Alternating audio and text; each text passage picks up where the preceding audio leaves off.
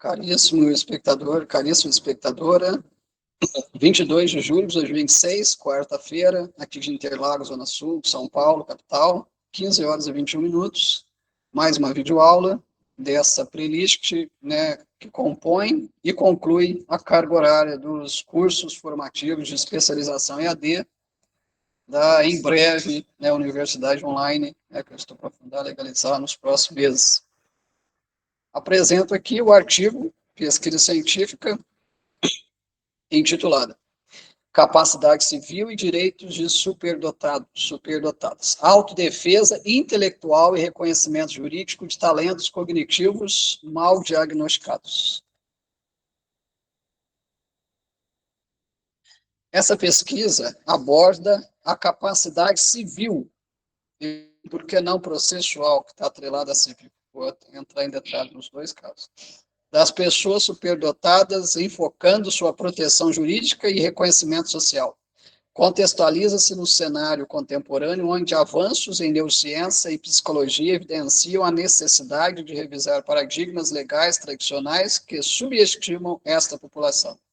A problemática reside na lacuna normativa e prática para a avaliação adequada da capacidade jurídica desses indivíduos, resultando em decisões judiciais muitas vezes inadequadas ou restritivas. O objetivo principal foi analisar, sob a ótica do paradigma neoperspectivismo giftidiano, as dimensões jurídicas, cognitivas e sociais relacionadas à capacidade civil das pessoas superdotadas, buscando fundamentar propostas para aprimorar sua inclusão legal e social.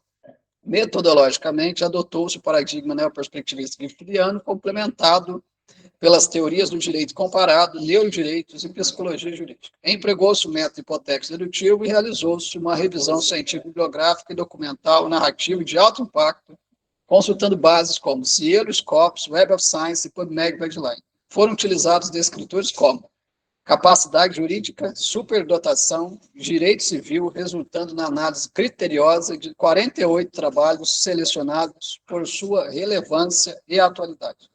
Os principais achados revelam avanços jurisprudenciais favoráveis, mas destacam a necessidade de protocolos multidisciplinares para a avaliação de capacidade. Conclui-se que a interdisciplinaridade é essencial para garantir justiça e inclusão. As lacunas incluem a ausência de normativas específicas e a escassez de dados empíricos. As limitações referem-se à dependência de revisão documental e à limitada amostra de casos judiciais. A pesquisa contribui teoricamente ao consolidar um paradigma inclusivo e metodologicamente ao integrar abordagens multidisciplinares, agregando valor à ciência jurídica e à proteção social. Na subseção quarta, né, onde se apresenta resultados de discussão, também são nela apresentadas 4 subseções relevantes, né, com o conteúdo mais importante, né, e núcleo dessa pesquisa. Subseção 4.1 apresenta reconhecimento e proteção jurídica da capacidade civil de pessoas superdotadas, avanços e desafios. Nessa subseção foram identificadas evidências robustas que apontam para um crescente reconhecimento legal da capacidade jurídica das pessoas superdotadas, principalmente no âmbito do direito civil brasileiro e comparado. Conforme destaca a Venosa, 2019, a capacidade civil é um conceito dinâmico que deve acompanhar as transformações sociais cognitivas, o que é corroborado por estudos recentes como os de Oliveira e Santos, 2022, que analisam a inclusão das especificidades cognitivas no reconhecimento legal. A Constituição Federal do Brasil, de 1988, assegura direitos fundamentais que sustentam essa capacidade, enquanto o Estatuto da Pessoa com Deficiência reforça a necessidade da inclusão e autonomia, posicionamentos que são ecoados internacionalmente pela Convenção da Organização, né, das Nações Unidas, a ONU. A jurisprudência do Superior Tribunal de Justiça, recurso especial 1843230 do Rio Grande do Sul, 2020, exemplifica a aplicação desses princípios, demonstrando decisões favoráveis à autonomia plena das pessoas superdotadas, alinhadas a recomendações da literatura científica. No entanto, desafios persistem quanto ao diagnóstico preciso e a interpretação jurídica adequada, aspecto debatido por Rodrigues e Almeida, 2022, evidenciando a complexidade da interface entre neurociência e direito. Nesse primeiro, né, nessa primeira subseção, eu tenho que fazer os seguintes adendos. Como é que vai se reconhecer a capacidade civil e processual, por exemplo, de uma pessoa que intelectualmente, né, é claramente acima da média, mas que talvez por alguma questão de ordem emocional não é bem interpretada e é confundido como doença mental? Como é que a pessoa está acima e abaixo ao mesmo tempo? Existe gênio retardado, é uma expressão muito forte, né? Pode ter até uma conotação pejorativa. Né? Tem até alguns vídeos meus que eu uso o termo retardado. Não existe isso em literatura científica. Tá? O termo em si mesmo, ele carrega né, o sentido do contexto. Não é adequado colocar em sentido, né, em artigo científico, nem numa abordagem com pessoas deficientes um termo desse. Isso é muito forte. Isso é discriminador, né? Falar isso. Discrimina a pessoa. Inferioriza a pessoa que tem uma deficiência, chamar de retardado, sendo que não existe literatura, e mesmo que exista, tem que ser abolida isso, né? Tem que mudar termos adequados, né? Pessoa deficiente é uma coisa, dificuldade todo mundo tem, superdotado também tem. Não existe superdotado sem dificuldade. Quem que é perfeito? Ninguém. Superdotado é mortal, imperfeito, pecador, tem dificuldade igual a qualquer outra pessoa. Tá? Então não tem motivo para chamar ninguém de retardado, não. Mas eu usei a expressão no sentido de que existe uma pessoa que é muito acima, muito abaixo ao mesmo tempo. Isso é contraditório, é um paradoxo, não existe isso. Ou a pessoa está muito acima, ou ela, né, ou ela tem uma dificuldade muito grave, né, ela precisa de um atendimento especial, ou ela não tem uma facilidade muito grande, ela não precisa de muita assistência. Não tem como ter as duas coisas ao mesmo tempo. E como é que fica uma pessoa que tem dois laudos, então, um falando que é doente mental e o outro falando que é superdotado, para fim jurídico? Isso gera uma confusão em todo mundo. E agora, o que vai fazer? É capaz ou não é? Porque a pessoa está muito acima, muito abaixo ao mesmo tempo. Ela é gênia e ao mesmo tempo tem deficiência, como assim? A não ser que for um superdotado que seja cadeirante, é diferente. Não, aí é uma deficiência física. Né? O superdotado tem deficiência física, pode ter deficiência auditiva, deficiência, né? Deficiência visual, é diferente. Né? Agora, como é que a pessoa pode ser, né, ter um intelecto de gênio e ao mesmo tempo ter um intelecto de deficiência? Não existe isso. Se o intelecto é de gênio, está provado que não tem nenhuma deficiência. Não tem como você ter intelecto dos dois diagnósticos ao mesmo tempo. Ou é deficiente ou é superdotado. Um ano do outro. Se provou que é superdotado, já não é deficiente. Ponto. Não tem como ter as duas coisas. Tá? E para fins jurídicos, a pessoa, mesmo que seja tenha alguma patologia mental, na psicopatologia, a gente estuda transtornos mentais. Transtorno de borderline, transtorno do déficit, né, de atenção e hiperatividade, transtorno da ansiedade, transtorno, né, de esquizotípico, transtorno, né, do humor afetivo bipolar. Existem várias patologias. Significa que uma pessoa que tem uma patologia mental, juridicamente falando, ela não tem capacidade civil ou processual? O que é a legislação diz? Não, o código, né, o estatuto da pessoa com deficiência deixa bem claro, né, em associação com o Código de Processo Civil, Código de Processo Penal, Código Civil, Código Penal, que nenhuma pessoa ela pode ser declarada incapaz a menos que se faça uma avaliação judicial que prove essa incapacidade. Porque se não for feita a avaliação e for considerado incapaz, isso já não é mais prova judicial, isso é um juízo de valor. Isso é crime, inclusive o juiz considerar incapaz uma pessoa simplesmente porque ela tem alguma deficiência mental, mas desde que não tenha sido juridicamente declarada antes disso como incapaz. É diferente. Essa pessoa é curatelada, por exemplo, né, que é uma pessoa adulta, mas que tem uma deficiência mental e que tem uma pessoa responsável por ela, né, legalmente responsável por ela. Ela já foi, né, passou um processo de interdição, ela é curatelado. Se já teve isso, aí tudo bem. Qualquer outro novo juiz que pegar esse caso, né, até que ela, né, deixe de ser curatelado, caso venha acontecer, aí tudo bem se basear naquela prova judicial, mas caso a pessoa não tenha, não seja curatelado, só porque tem um laudo dizendo ela tem um transtorno do humor afetivo bipolar, por exemplo. Ah, então ela é civil e processualmente incapaz. Não, errado. Para provar isso, ele vai ter que solicitar uma avaliação médica judicial que prove essa incapacidade. Só depois disso que ele pode considerar incapaz. Não pode arquivar um processo porque, de repente, uma pessoa que tem uma patologia mental, né, seja, né, com a ajuda de uma vara, de repente, ou sozinha, entrou com uma ação no juizado especial, por exemplo.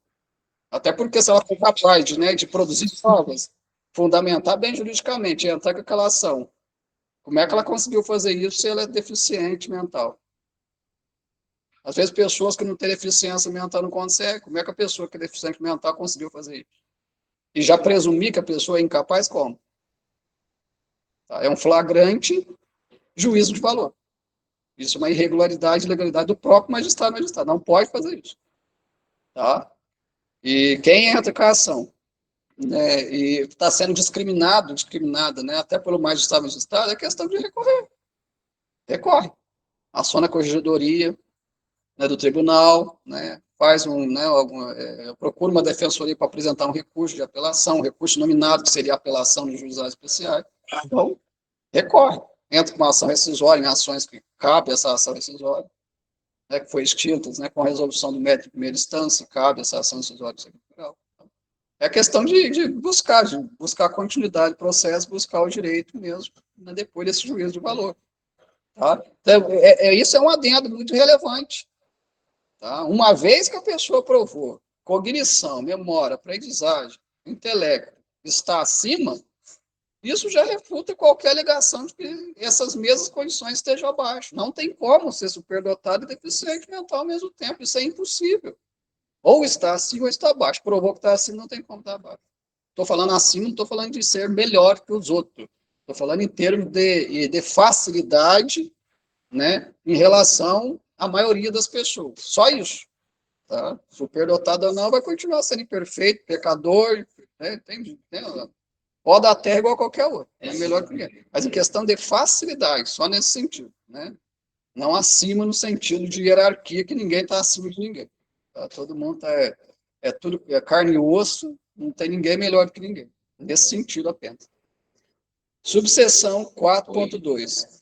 Implicações psicológicas e neurocientíficas para a capacidade jurídica. Integração multidisciplinar.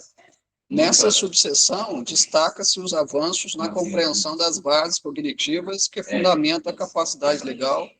Estudos recentes indicam que o reconhecimento da neurodiversidade, conforme exposto por Garcia Pereira, 2023, e Ken, 2021, amplia a visão jurídica tradicional, permitindo uma avaliação mais individualizada e justa. A literatura médica e psicológica, né, como os trabalhos de Siegel e Fischer, 2021, reforça que a superdotação envolve complexas interações entre capacidades intelectuais e emocionais que impactam diretamente na tomada de decisões legais. A inclusão dessas perspectivas é respaldada pela legislação brasileira e pela Convenção da ONU, Organização das Nações Unidas, que demandam a adaptação dos sistemas jurídicos às diversidades cognitivas. O diálogo entre direito e neurociência proporciona ferramentas para políticas públicas mais eficazes, conforme destaca Pereira e Lima, 2019, ampliando o escopo protetivo e a efetividade das decisões judiciais. Contudo, como observa Costa e Souza, 2020, ainda há lacunas que precisam ser preenchidas para evitar vulnerabilidades jurídicas decorrentes de diagnósticos imprecisos ou interpretação restritiva da capacidade. Jurisprudência e direito comparado, modelos inovadores de reconhecimento da capacidade civil. Nesta subseção, a análise mostra que decisões judiciais nacionais e internacionais vêm reconhecendo cada vez mais a importância de avaliar a capacidade civil sob a ótica de neurodiversidade. O acordo do Superior Tribunal de Justiça, recurso especial 1843230 do Rio Grande do Sul, 2020, representa um marco ao legitimar a autonomia das pessoas superdotadas, considerando suas particularidades cognitivas, o que é acompanhado por decisões semelhantes em tribunais europeus e americanos, conforme estudo de Thomas Martin, 2021. A legislação comparada, como a americana e a europeia, avança na adoção de critérios flexíveis e inclusivos, fomentando o debate jurídico empírico, conforme destaca William et al., 2020. Essa tendência inovadora tem sido alvo de análises críticas que apontam para a necessidade de harmonização entre os sistemas legais, como defendido por Rodrigues e Almeida, 2022. A integração entre direito comparado e jurisprudência nacional possibilita o desenvolvimento de soluções jurídicas mais adequadas e respeitosas à singularidade das pessoas superdotadas, conforme afirmam Oliveira e Santos, 2022. Cases de sucesso na aplicação dos princípios da capacidade jurídica para pessoas superdotadas. Exemplos práticos evidenciam que a correta aplicação das normativas legais e dos avanços teóricos assegura a proteção do direito dessas pessoas, prevenindo o abuso e promovendo sua autonomia.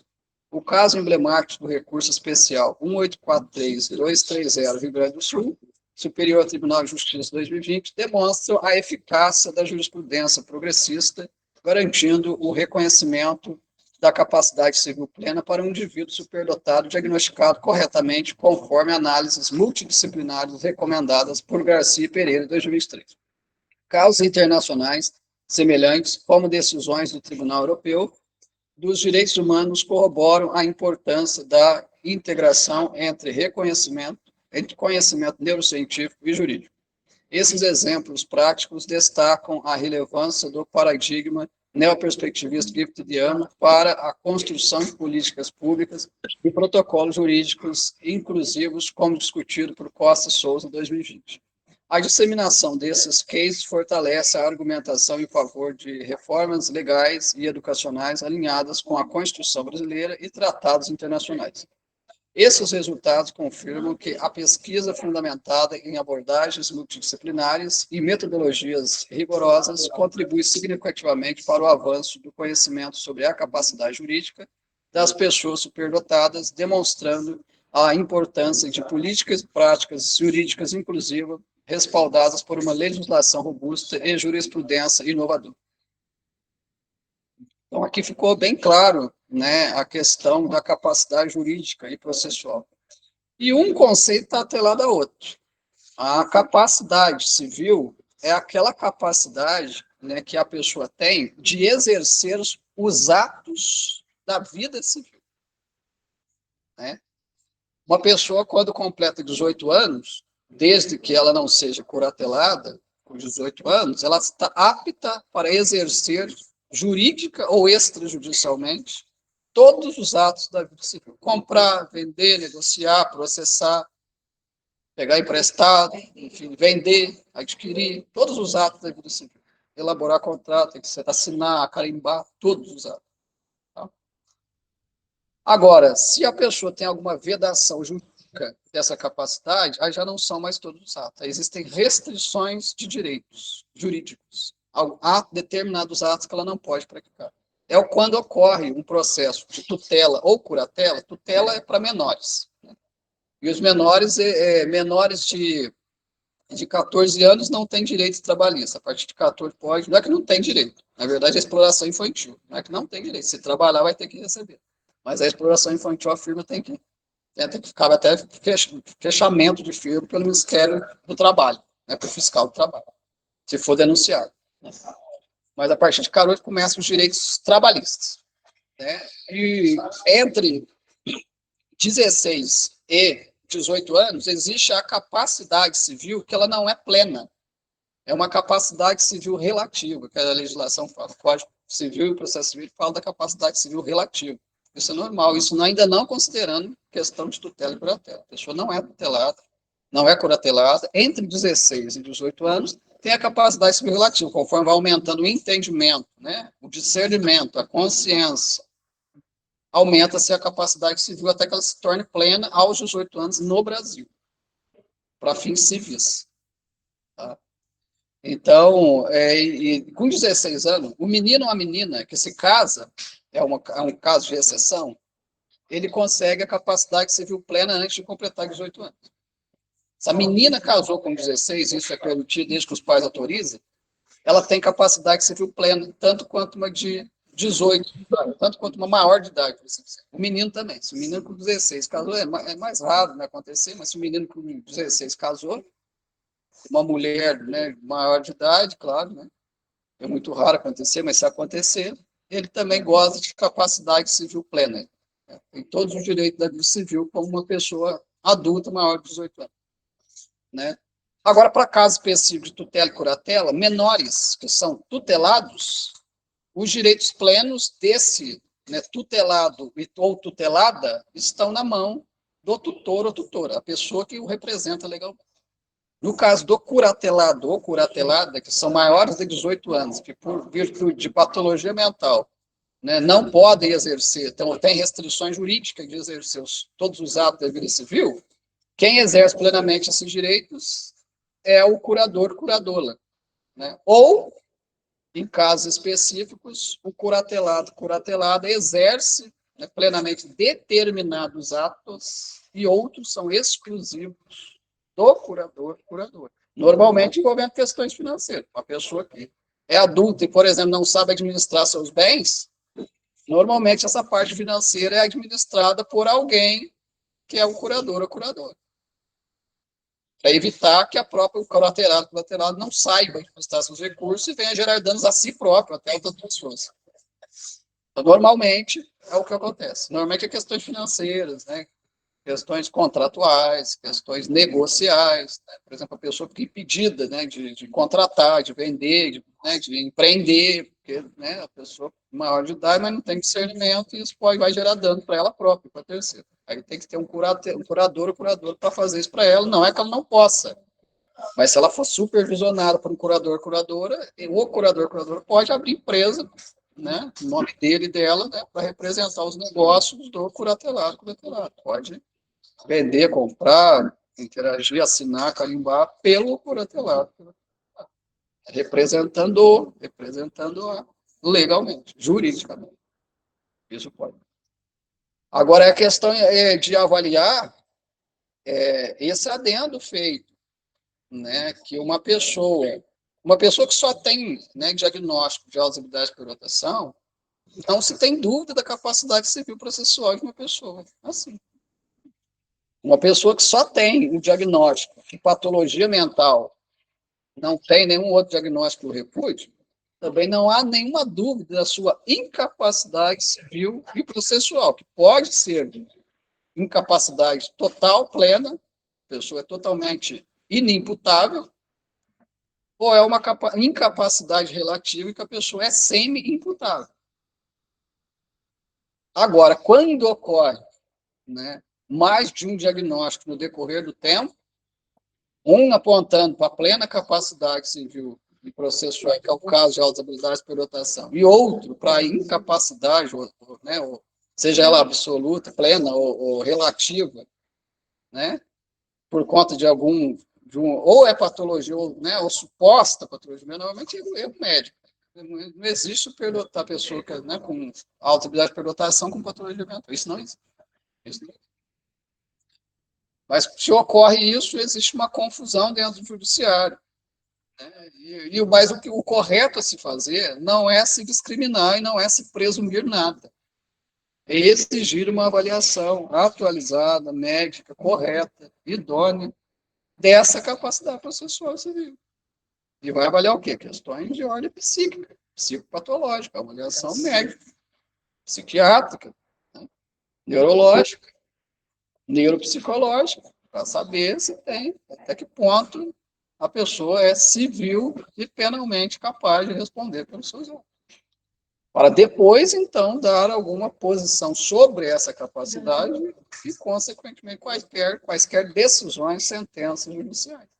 E esse é o correto a se fazer.